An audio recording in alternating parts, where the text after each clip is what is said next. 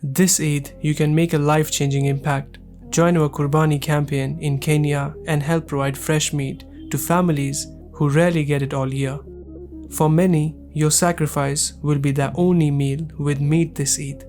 Alhamdulillah, this Eid al-Adha, Sport Project has teamed up with Sense Islam to bring Kurbanis to orphan widows and the less fortunate. Inshallah, with your sacrifice, we can provide meat to some of the most vulnerable people in Africa. Donate your Kurbani so we can make this Eid al-Adha a day to remember. With just a small contribution, you can fulfill your Kurbani and bring joy to those in need. Share your blessings, follow the Sunnah, and give the gift of Eid to our brothers and sisters in Kenya. Donate today and be the reason someone smiles this Eid. Together, let's make a difference, one Kurbani at a time. Donate now, link in the description box below. Assalamu alaikum brothers and sisters, I hope you are well. Andrew Tate, the controversial role model for young boys and men, has made further contentious statements in a podcast that will have him trapped and attacked from all over the world. The Matrix, which he refers to as the hidden and secret system that operates behind the world's governments and controls global affairs, has found another reason to attack Andrew. Let's have a look at some clips from a podcast that has gone popular on the internet due to the revelations Andrew made in it.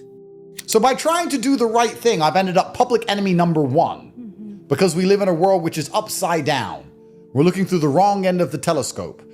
And this is the world we live in. So I am flattered that you said you saw all these positive comments. I've seen hundreds of thousands of positive comments, but the BBC will not say a single nice word about my school. In fact, they're just going to wait for once a year for there to be an opportunity like the Rainbows to run double page spreads and put me all over the news that I'm a terrible, evil person who is behind everything bad that has ever happened anywhere ever.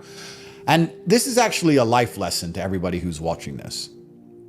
If there's a person that everybody is saying is a bad guy, like Trump, he's often the good guy. And if there's a person everyone is saying is a great person, like Obama, he's often the bad guy. You need to just, if you're not smart enough to do the research, then what you should do is just invert it. If you're not smart enough to do the research and work it all out and do the details, here's a simple formula. Whoever they say is good is bad, and whoever they say is bad is good. This clip is from the podcast What They Don't Tell Us, which is hosted by Tracy Hormosh, a Lebanese roots woman. As seen in the clip, Tracy asked Andrew about his thoughts on the role of media, and he unabashedly claimed that the media is a very strong instrument in today's society, but it is doing a lot of deceptive work rather than using its influence for good. The media is attempting to manipulate people's thoughts by labeling good as evil and evil as good, and people are becoming indoctrinated as a result of what media is giving them. Andrew also dares to take side with those groups that are labeled as extremists and militants by the Western media, and states that the media has done a great job in manipulating the minds of masses to dislike all those whom they cannot understand or don't even know anything about. But because the power of manipulation of the media is so strong that an average person is swayed into hating those groups of individuals whom he knows nothing about just because of the media. Before Trump started bombing the Houthis, I noticed the news was talking about the Houthis all the time. We have to get the Houthis, the Houthis, the Houthis. And everyone's walking around going, yeah, we have to get the Houthis. I'm like, you didn't even know who the Houthis were 3 days ago. You didn't even know where Yemen is. But they could just make you dislike these people so they can murder them en masse. How do they do that? Because they can emotionally affect you. I can't be emotionally affected. I got in an argument with somebody when the Taliban retook Afghanistan. And the Taliban, I was on Piers Morgan. And he sat me down and he said, what do you think about the Taliban preventing women from going to school? And I said, well, I don't live in Afghanistan. I'm not Afghanistani. I think the Taliban have a very difficult job to try and be the government of a war-torn country like Afghanistan. I'm sure that their decisions are not always perfect, but it's their government and they're a sovereign nation. And we believe in sovereign nations, don't we? So they made their own decision. Andrew also exposed the media's double standards in relation to Israel's ongoing brutal assault on Palestine, when Tracy asked him about the fact that the entire world turned against him when he slammed Israel for its actions as early as October 9, which is only 2 days after October 7, 2023, the fateful day that is blamed for the start of the ongoing conflict. He stated that the hypocrisy of the Western media is so clear that when Palestinians defend their land and their lives, their actions are labeled as atrocious and inhumane, whereas when the Israeli government, which is 1,000 times more powerful with all of its military strength, attacks innocent children and women and starves a whole population, it is labeled as targets and operations. This alone is enough to expose the Western media's deep-seated hypocrisy and reveal who they work for. He revealed that he was encircled on all sides and lambasted for being an anti-Semite and a nasty person simply because he attempted to point the finger at Israel and its brutal activities. What has happened with Israel and Palestine, with how much the media twists the truth and how much it enraged so many people, if that is not a lesson for you to say, maybe not everything the media says is right, why is that applicable when it suits you and your narrative and something you want to defend, but it can't suit something that, you know, maybe it's not part of your circle, maybe it's not part of what you're trying to defend? It's not only what they say, it's how they say it. And this is so important. And we can talk about Israel-Gaza quickly because you mentioned it. It's a perfect example. When Hamas and the Palestinians defend themselves, it's a brutal massacre. When Israel murders innocent civilians, it's a tactical strike. Those differences in languages, brutal massacre, tactical strike. Now we know that a tactical strike is a collapsed building on top of children. We know that there is missing limbs and dead women, children, and men. We know how brutal it is because we can now see the video. If X wasn't a free platform, we wouldn't even see the videos. So if you just read tactical strike, you imagine, they picked the one bad guy out of the group and it was tactical and they sniped him. But it's not that, is it? It's collapsing buildings on top of innocent civilians. But when Hamas defend themselves, even if they're killing other soldiers, which is the basic prerequisite of war, it's a brutal massacre. So when you're listening to what the media say, it's not only what they're saying, because sometimes they're unfortunately forced to tell some version of the truth. Then what they do is they say it in a particular way and they lie by omission. And by omitting certain parts of the story, they can tell the truth while also lying. Correct. This is very, very common. They do this a lot. In fact, they usually do it when they attack a man's reputation. So I can talk about this from personal experience. What they'll do if they want to attack a man's reputation is they would call 1,000 women who know him. And 999 would say he's a great guy. And then they'd find the one who says he's bad.